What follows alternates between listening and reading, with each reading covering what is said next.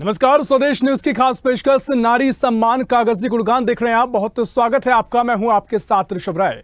उत्तर प्रदेश विधानसभा चुनाव में लड़की हूं लड़ सकती हूं का नारा बड़े जोर शोर से उठाने वाली कांग्रेस पार्टी के मंसूबे 4 राज्यों के विधानसभा चुनाव और अब लोकसभा चुनाव में फीके हो गए हैं। हालांकि लोकसभा चुनाव में कांग्रेस ने जो 5 न्याय गारंटी दी, उसमें महिला न्याय एक प्रमुख बिंदु रहा है, जिसमें पार्टी ने आधी आबादी को पूरा हक देने की बड़ी बड़ी घोषणा भी की। लेकिन बात जब राजनीतिक प्रतिनिधित्व की आती है, जीत की संभावनाओं के मद्देनजर महिलाओं को हाशिए पर डाल दिया जाता है। महिलाओं को प्रतिनिधित्व देने की बातें तो खूब होती हैं, लेकिन जब टिकट देने की बारी आती है तो पार्टियां बगले झांकने लगती हैं। ऐसा ही कुछ इस बार के लोकसभा चुनाव में भी देखने को मिल रहा है। कहने को तो महिलाओं को 33% आरक्षण देने की बातें होती हैं, लेकिन धरातल पर देखें तो टिकट वितरण में महिला प्रत्याशियों की अनदेखी साफ तौर पर नजर आती है। प्रदेश स्तर पर बात करें तो मध्य प्रदेश की 29 लोकसभा सीटों में से बीजेपी ने 6 पर महिला प्रत्याशी उतारे हैं, जबकि कांग्रेस ने सिर्फ 1 पर। जिस पार्टी की कर्ता धर्ता खुद एक महिला हो, उसी का महिलाओं से कोई सरोकार नजर नहीं आ रहा। बीजेपी ने पिछले चुनाव में प्रदेश से 3 महिलाओं को प्रत्याशी बनाया था, उसने इस बार यह संख्या दोगुनी कर दी है। जबकि कांग्रेस ने पिछली बार 4 महिला प्रत्याशियों के मुकाबले इस बार सिर्फ 1 महिला को प्रत्याशी बनाया है। राजनीति में महिलाओं के लिए 33% आरक्षण की बातें लंबे समय से हो रही हैं। महिला आरक्षण विधेयक भी पारित हो चुका है। उम्मीद की जा रही है कि साल 2029 में होने वाले लोकसभा चुनाव में आरक्षण लागू भी कर दिया जाएगा। महिलाओं को प्रतिनिधित्व देने के मामले में प्रदेश स्तर पर भी कांग्रेस बीजेपी के मुकाबले फिसड्डी साबित हुई है, यानी पिछड़ती नजर आई है। इन 29 सीटों में से बीजेपी ने 6 पर महिलाओं को मौका दिया है। ये सीटें हैं धार, झाबुआ, भिंड, सागर, बालाघाट और शहडोल। इधर कांग्रेस ने प्रदेश भर में सिर्फ रीवा सीट पर ही महिला प्रत्याशी को आजमाया है। इस सीट पर पार्टी ने नीलम मिश्रा को अवसर दिया है और कुछ दिन पहले हुए राज्यसभा सदस्यों के चुनाव में बीजेपी प्रदेश से 2 महिलाएं कविता पाटीदार और सुमित्रा वाल्मीकि को राज्यसभा भेज चुकी है। कांग्रेस इस मामले में भी पीछे रही। देश की राजनीति में महिला आरक्षण लागू होने के बाद स्थिति बदल जाएगी। आरक्षण अधिनियम के अनुसार राजनीति में महिलाओं को 33% सीटें देने का प्रावधान है और इस हिसाब से देखें तो साल 2029 में होने वाले लोकसभा चुनाव में प्रदेश की 29 लोकसभा सीटों में से कम 8 महिलाओं के लिए आरक्षित रहेंगी। और यही स्थिति विधानसभा सीटों में भी रहेगी, जहां प्रदेश की 229 विधानसभा सीटों में से कम 76 सीटें महिलाओं के लिए आरक्षित रहेंगी।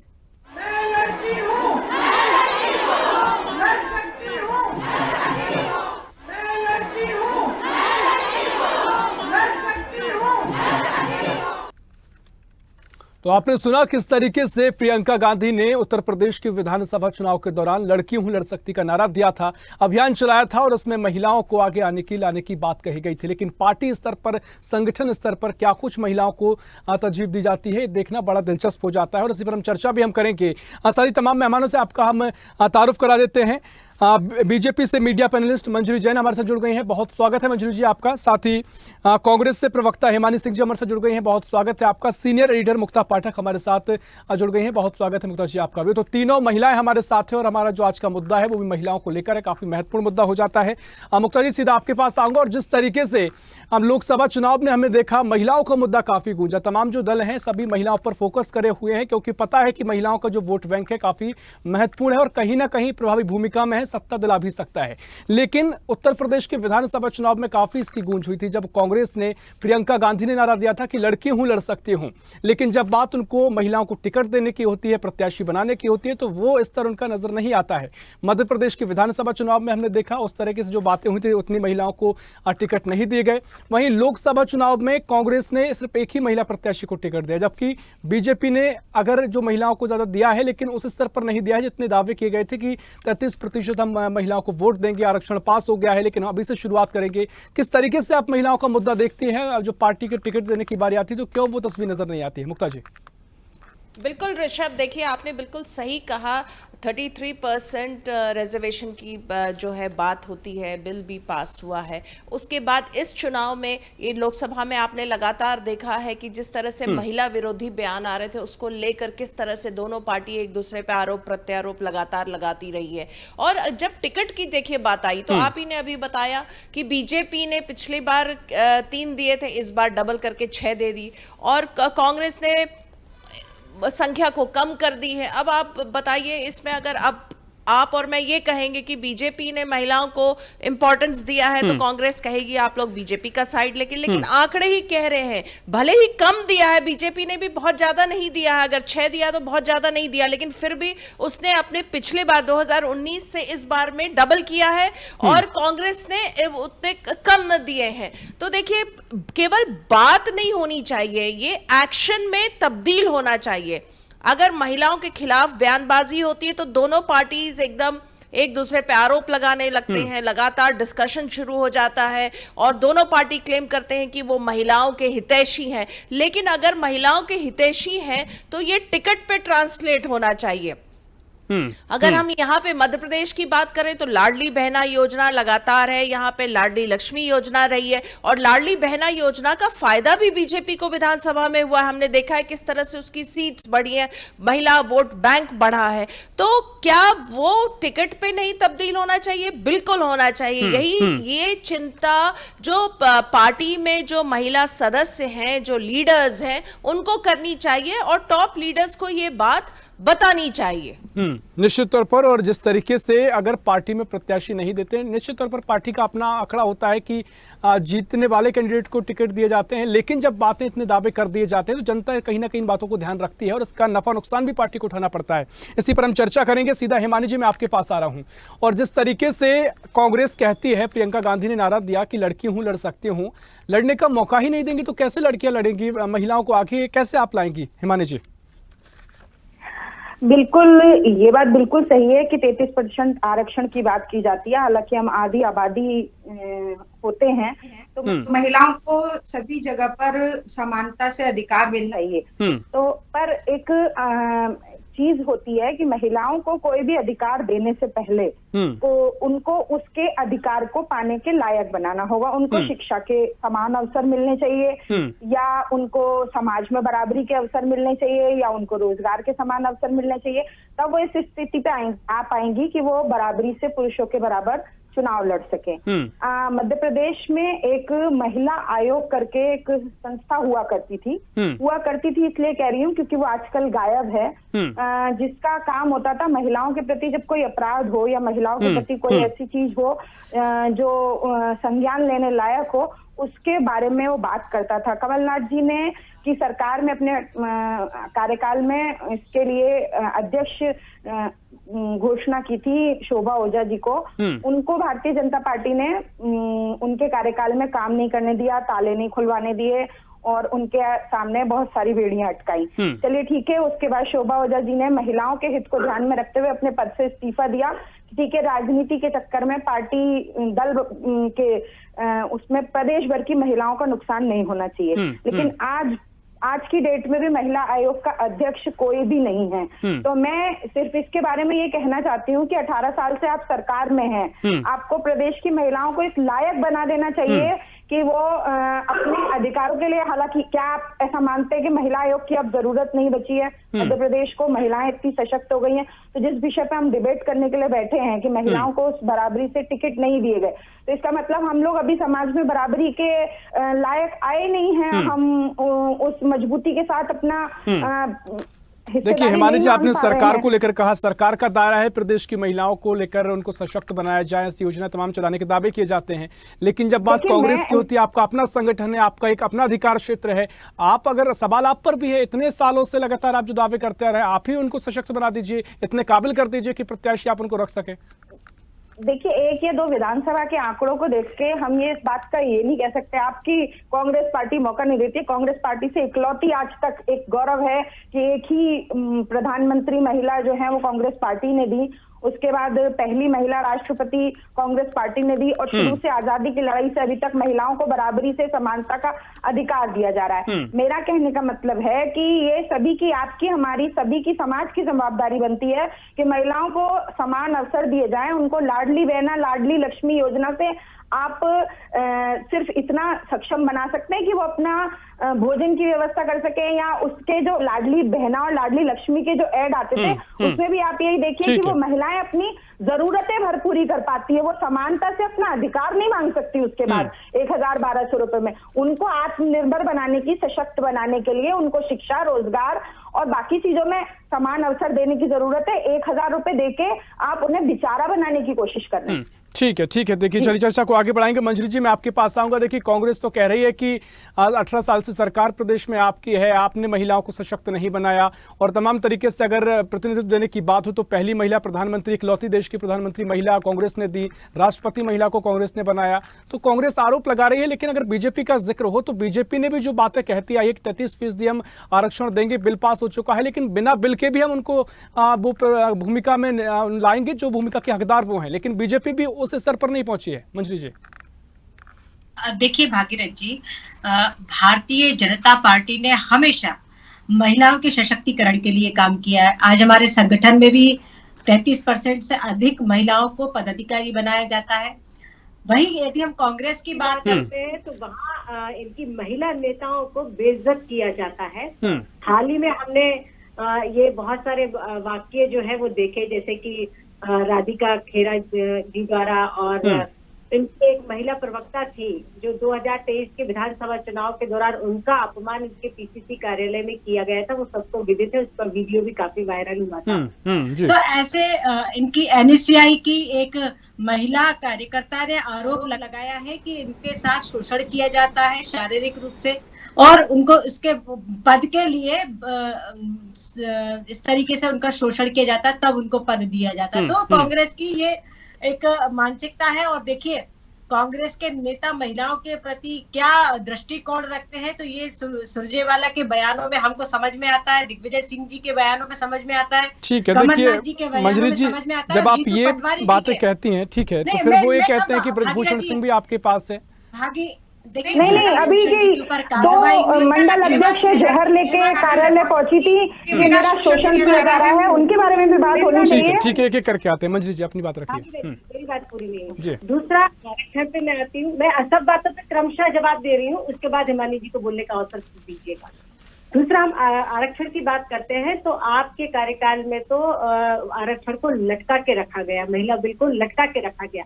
भारतीय जनता पार्टी की सरकार ने और मोदी जी के सशक्त नेतृत्व और दृढ़ इच्छा शक्ति के कारण आज महिला नारी शक्ति बंधन बिल जो है वो पास हुआ है। भारतीय जनता पार्टी ने हमेशा महिलाओं को शैक्षणिक रूप से, आर्थिक रूप से और सामाजिक रूप से सशक्त करने का काम किया। आपने सिर्फ कहीं नहीं तो आर्थिक रूप से सशक्त करने का काम किया है या सामाजिक रूप से, उन सबके उदाहरण हैं। अगर हम मध्य प्रदेश की ही बात कर ले तो कन्यादान योजना से लेकर लाडली लक्ष्मी योजना, लाडली लक्ष्मी तो एक ऐसी योजना रही कि बेटी के पैदा होने से उसका और उसकी शिक्षा, दीक्षा, साइकिल, लैपटॉप, पढ़ाई, हर चीज के ऊपर और उसके विवाह तक की जिम्मेदारी जो है भारतीय जनता पार्टी की सरकार ने ली। और फिर उसका फायदा क्या हुआ कि हमारा जो लिंग अनुपात था उसमें बढ़ोतरी हुई। ये उसी का कारण रहा। बेटी बचाओ बेटी पढ़ाओ योजना जो आई, उससे भी लिंग अनुपात में बहुत बड़ा एक हमें अंतर देखने को देश के अंदर मिलता है। दूसरी बात, अगर हम सामाजिक रूप से बात करते हैं तो सामाजिक रूप से उनकी सहभागिता सुनिश्चित करने के लिए हर तरीके से भारतीय जनता पार्टी की सरकार ने काम किया है। और महिलाओं को धुएं से निजात दिलाना हो, देखिए आज जो बात चल रही है महिलाओं की, तो आज ये जो बात कर रही है कि हमने प्रथम महिला जो है वो प्रधानमंत्री दी और प्रथम राष्ट्रपति दी, तो एक ही परिवार को महिमा मंडित करने के लिए अगर वो नेहरू परिवार से नहीं होती तो वो भी प्रधानमंत्री नहीं होती। आज नेहरू परिवार की ही बहू और बेटी इस पार्टी का नेतृत्व कर रहा है। इसके बाद भी महिलाओं की इनकी पार्टी के अंदर क्या स्थिति ये देखते हैं। लेकिन अगर हम भारतीय जनता पार्टी की बात करते हैं और कांग्रेस की बात करते हैं तो 60 साल इस देश में राज करने के बाद कांग्रेस एक सबसे मूलभूत आवश्यकता थी, बुनियादी आवश्यकता थी शौचालय की, जो कांग्रेस 60 साल में नहीं दे पाई। भारतीय जनता पार्टी की सरकार ने आते साथ शौचालय लेकर आए, हमने स्वच्छता अभियान चलाया, हमने महिलाओं को धुएं से निजात दिलाने का काम किया, हमने महिलाओं को आर्थिक रूप से सशक्त करने का कैसे काम किया वो भी मैं आपको बता दूं चाहे ठीक है, ठीक है। स्वसहायता समूहों के माध्यम से दिया हो, चाहे स्टाइपेंड देने के माध्यम से किया हो, चाहे 50% पुलिस की नौकरी, 33% पुलिस की नौकरी में, शिक्षा विभाग में 50% और 30% अधिकारी कर्मचारी वर्ग में हमने आरक्षण देने का काम किया है। उनको आर्थिक रूप से सबल बनाने के लिए हमने मुद्रा लोन के तहत उनको लोन दिया, कई योजनाओं में। ठीक है मंजरी जी, सवाल भी हमारा यही था कि लोकसभा चुनाव में भी आप यही प्रतिशत का आंकड़ा कहें कि पार्टी के स्तर पर उनको दे देती है अधिकार तो और ज्यादा बेहतर होता। बिल्कुल, देखिए हमने 6 टिकट दिए हैं मध्य प्रदेश में, 6 टिकट दिए हैं और कांग्रेस ने सिर्फ 1 टिकट दिया है। तो ये बहुत बड़ा अंतर आपकी मानसिकता में दिखता है, आपकी सोच में दिखता है कि आप सिर्फ लड़की हूँ, लड़ सकती हूँ कहने से काम नहीं चलता, करके दिखाना पड़ता है, इम्प्लीमेंट करके दिखाना पड़ता है, जनता वो देखती है, उसको समझ में ठीक है। हिमानी जी आता कुछ कह रहे हैं, है। लेकिन देखिए हिमानी जी, जिस तरीके से बीजेपी ने टिकट दिए हैं मध्य प्रदेश का जिक्र हम करें तो कहीं ना कहीं कांग्रेस से बहुत ज्यादा महिलाओं के लिए अब वो स्थिति बीजेपी की मजबूत नजर आती है, तो उसका फायदा तो बीजेपी को मिलता हुआ दिखाई भी देता है। सवाल यही कि कांग्रेस कहीं ना कहीं बहुत पीछे रह जाती है महिलाओं को लेकर जो दावे करते हैं और जब उनको हक देने की बात आती है। देखिए कहीं भी मंजरी जी ने अभी तक जो भी योजनाएं बताई उनसे, चाहे वो शौचालय हो या कन्यादान योजना हो या लाडली लक्ष्मी योजना, इन सब से कहीं ये नहीं पता चलता कि वो महिला इतनी आत्मनिर्भर हो जाएगी शिक्षित होने के बाद कि वो अपने लिए टिकट मांग सकती है। महिला आयोग के सवाल पर ये चुप रही, इन्होंने जवाब नहीं दिया। जब इंदिरा जी की बात आती है तो इंदिरा जी वो महिला थी सिर्फ गांधी परिवार से बिलोंग करने वाली। मंजरी जी आप ही ने बोला था कि हम एक एक करके बात कर लेंगे तो मैं चुप हो गई थी। अब आप भी चुपचाप सुन लीजिए, अब आप भी चुपचाप सुन लीजिए। मैं बहुत सम्मान पूर्वक आपके उस समय चुप हो गई थी कि सही बात है, हम अपनी बात रख पाए, मैं भी रख लेती हूँ, तो उसके बाद आप बोल लीजिएगा। मैं भी बीच में ही टोकना चाहती थी इंदिरा जी के सवाल पे कि वो गांधी परिवार से बिलोंग करती थी, इसलिए उन्होंने अपनी क्षमताएं साबित की। उन्होंने पाकिस्तान को 2 टुकड़ों में विभाजित किया, उन्होंने चीन को कई बार पराजित किया, उन्होंने पाकिस्तान को कई बार हराया और कई आज भी जब नरेंद्र मोदी जी के शासनकाल में जब वो कोशिश करते हैं कि उनके समय को इतिहास बनाने की तैयारी करते हैं और अपने ऊपर महिमा मंडन करके मूवीज बनवाने की पिक्चरें, तब भी बहुत सारी ऐसी मूवीज हैं, चाहे आप रेड देख लीजिए, चाहे आप अक्षय कुमार की एक मूवी थी जिसमें हाईजैक वाला केस था, उसमें इंदिरा जी के ऐसे स्टेटमेंट सामने आए जिससे पता चलता है कि वो कितनी सशक्त महिला थी। वो किसी गांधी परिवार के सदस्य होने की वजह से नहीं बनी थी। महिला आयोग की बात करें तो महिला आयोग एक ऐसी संस्था है जो महिलाओं को सशक्त करने का काम करती है, जो उन्हें घरेलू हिंसा से, बाहर कहीं होने वाली हिंसा से, शोषण से या उनके प्रति अपराधों से सुरक्षित करने का काम करती है। उसके बाद महिलाएं मजबूत होती हैं। ये छोटी छोटी शौचालय जैसी योजनाएं बता के आप महिलाओं को मजबूती नहीं दे सकते कि वो इस स्तर पर आ जाए। ठीक है, हम एक एक करके आएंगे। तो 6 टिकट भी 33% आरक्षण के आंकड़े में नहीं आते। आप अगर अपने आप को कांग्रेस से कम, लेकिन सवाल ये है ना, बीजेपी तो कम से कम इस मामले में आपसे आगे है ना, वो 33% भले ही ना पहुंचे। क्या होता है जब आपने अपनी तरफ से 33% आरक्षण लागू किया तो आप इस बार मिसाल कायम कर देते, 33% दे देते। मैं बोल रही हूँ आपसे, लोकसभा विधानसभा के एक बार के चुनावों के आधार पर आप इस आंकड़े को नहीं कर सकते। कांग्रेस में हमेशा से महिलाओं को सम्मान मिला है, समानता से आप देखिए संघ में कितनी, आरएसएस में कितनी महिलाओं को सम्मान दिया जाता है, कितने उनको पद ठीक है, हम दिए जाते चर्चा को आगे हैं। बढ़ाएंगे। ठीक है हिमानी जी, आऊंगा मैं आपके पास सीधा। मुक्ता जी मैं आपके पास आ रहा हूं। देखिए जिस तरीके से कांग्रेस के दावे हों, बीजेपी के दावे हों, लेकिन एक परसेप्शन की जब बात आती है, जब बीजेपी ये बात कहती है कि हम महिलाओं के हक के लिए आगे आए हैं, जब कांग्रेस ये बात कहती है कि हम महिलाओं को आगे बढ़ा रहे हैं, लड़की है तो लड़ सकती हैं, आप जब लगातार जनता के बीच जाते हैं मुक्ता जी, क्या कुछ परसेप्शन जनता में दिखाई देता है कि वाकई में भारतीय जनता पार्टी अगर 33% महिलाओं को प्रतिनिधित्व ना भी दे, लेकिन अगर 29 सीटों में 6 महिलाओं को भी देती है तो कि जनता पर इसका असर पड़ता है, या फिर कांग्रेस जो कहती है कि लड़की हूं लड़ सकती हूं, क्या इस नारों के जरिए कांग्रेस से महिलाओं की हितैषी हो जाती है, महिलाओं में भरोसा पैदा हो जाता है? क्या कुछ आप तस्वीर देखती है परसेप्शन की इस लड़ाई में? अगर आप बात कर रहे हैं ऋषभ, देखिए विधानसभा चुनाव की अगर हम बात करें और अभी लोकसभा भी, हम लोग कई जो है उसमें कॉन्स्टिट्यूंसी में गए थे, तो लाडली बहना योजना का असर तो दिखता है। जितनी बहनें से आप बात करिए वो ये कहती कि हमारे बैंक खाते में सीधा पैसा आ रहा है, हमें पैसे मिल रहे हैं, हमें सरकार से पैसे मिल रहे हैं। इस चीज को तो आप डिनाई नहीं कर सकते। कांग्रेस ने भी वादा किया था कि हम पैसे देंगे, लेकिन वो सरकार में नहीं आ पाई, नहीं दे पाई है। ठीक है, अभी भी राहुल गांधी ने कहा है कि वो सरकार में आते हैं तो महिलाओं को 1 लाख रुपए देंगे। लेकिन इस बीच में जो हमारा मूल मुद्दा है कि आपने टिकट कहां दिया, बीजेपी ने चलिए 6 दे दिए, कांग्रेस ने तो 1 दिया। जो हिमानी जी कह रही है कि बीजेपी ने भी 33% अभी जो आरक्षण की बात हो रही है उस हिसाब से नहीं दिया, लेकिन अगर 1 वर्सेस 6 कहेंगे देखेंगे तो बीजेपी आगे है डेफिनेटली, लेकिन बीजेपी ने भी 33% नहीं दिया और कांग्रेस ने तो मात्र 1 टिकट दिया है। आप बताएं, जिस हिसाब से महिलाएं अब आगे बढ़ रही हैं, जिस हिसाब से वो नौकरी कर रही हैं, जिस हिसाब से पढ़ लिख रही हैं, जिस हिसाब से वो कंधे से कंधे मिला के सारे जो रिस्पॉन्सिबिलिटीज उसको संभाल रही हैं, तो 1 टिकट वर्सेस 6 टिकट, तो ये तो अपने आप में बताता है कि फैक्ट क्या है। निश्चित तौर पर जब ये आंकड़े सामने आते हैं तो कहीं ना कहीं हमने पहले भी जिक्र किया कि कांग्रेस यहाँ पीछे नजर आती है और इसका भी निश्चित तौर पर नफा नुकसान होता है। चलिए चर्चा को आगे बढ़ाएंगे।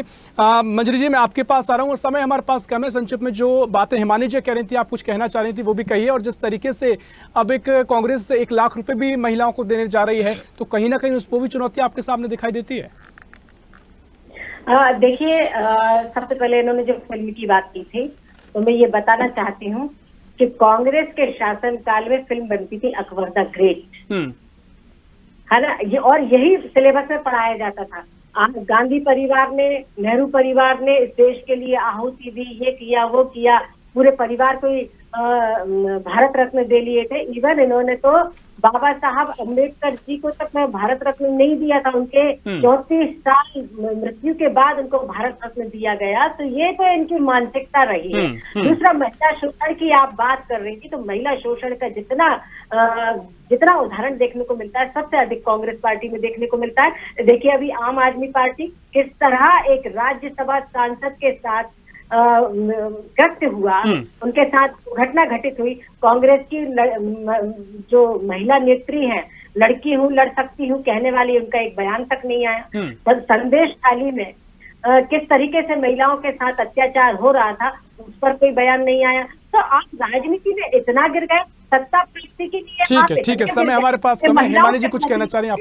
पूरी बात नहीं हुई है जी मंजरी जी, समय कम है, बिल्कुल कम शब्दों में। जी, पहली जनधन स्वाति मालीवाल जी के केस में उन्होंने खुद बोला कि वो खुद जब महिला पहलवानों की बात हुई थी तो उनके लिए बहुत मजबूती से लड़ी थी कि मैं एक सशक्त महिला हूँ। भारतीय जनता पार्टी को मेरे मुद्दे पर राजनीति करने की कोई जरूरत नहीं है। दूसरे, प्रियंका जी का बयान शायद उस समय मंजरी जी डिबेट में व्यस्त होंगी, किसी वजह से पढ़ नहीं पाई होंगी कि प्रियंका गांधी जी ने खुद ये बयान दिया कि अगर स्वाति मालीवाल के साथ कुछ गलत हुआ है तो कांग्रेस पार्टी और मैं उनके साथ हूं और हम उनका पूरा साथ देंगे। आज केजरीवाल जी ने भी बयान दिया कि अगर उनको न्याय मिलना चाहिए।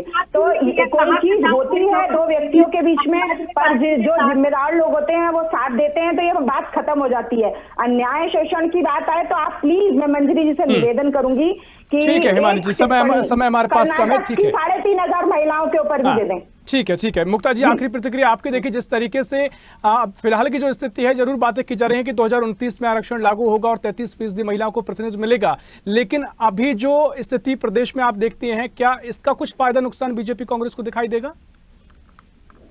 देखिए, हम बात कर रहे हैं टिकट्स कितनी महिलाओं को दी गई, लगातार इस पर हम बात कर रहे हैं। मैं ये बात बार बार कह रही हूँ कि फैक्ट को देखिए, कांग्रेस ने 1 को दिया, बीजेपी ने 6 को दिया। इस विषय पे नहीं बोल रहे हैं ये दोनों जो हमारे साथ जुड़े हैं, वो लगातार दूसरे महिला के इश्यूज पे बात कर रहे हैं। बिल्कुल सही है, जो वो इश्यूज रेस कर रहे हैं वो भी इंपॉर्टेंट है, लेकिन टिकट महिलाओं को नहीं मिला जितने प्रतिशत में मिलना चाहिए। ये तो फैक्ट है ना, ये तो आंकड़े बता रहे हैं। हाँ, निश्चित तौर पर यहाँ पर देखना भी महत्वपूर्ण होगा, क्योंकि जनता जो है वो दर्शक बखूबी चर्चा को समझ रहे होंगे और जो कुछ भी स्थिति रहती है, पार्टी जो बातें कहती है और क्या कुछ अपने स्तर पर वो करती है, ये भी जनता देखती है और इसका भी निश्चित तौर पर क्या कुछ स्थिति नजर आएगी। क्योंकि 2029 में जो 33% आरक्षण है उसको लेकर चर्चाएं जरूर है, लेकिन इस बार में जो महिलाओं को लेकर तरजीह किस पार्टी ने कितनी दी है, जनता वो भी ध्यान में रखती है और वो जरूर इसको लेकर आगे तस्वीर नजर आएगी, क्योंकि चुनाव भी लगातार चल रहे हैं। फिलहाल बहुत शुक्रिया करना चाहूंगा मंजरी जी आपका चर्चा में शामिल होने के लिए। हिमानी जी, आपका बहुत शुक्रिया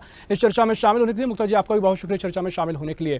तो नारी सम्मान कागजी गुणगान, क्योंकि जिस तरीके से महिलाओं को लेकर सम्मान की बातें की जाती हैं, लेकिन जब यही दल दावे करते हैं, जब बातें आती है टिकट देने की, प्रत्याशी बनाने की, प्रतिनिधित्व देने की, तो वह कहीं ना कहीं वो स्थिति नजर नहीं आती है और ये दावे कहीं ना कहीं पार्टी स्तर पर फीके नजर आते हैं। लेकिन कितना नफा नुकसान है, कितना फायदा पार्टियों को है, कितना नुकसान होगा, ये तो समय बताएगा। फिलहाल के लिए इस खास पेशकश में इतना ही। देश प्रदेश की और भी खबरों के लिए देखते रहिए स्वदेश न्यूज, सबसे पहले देश।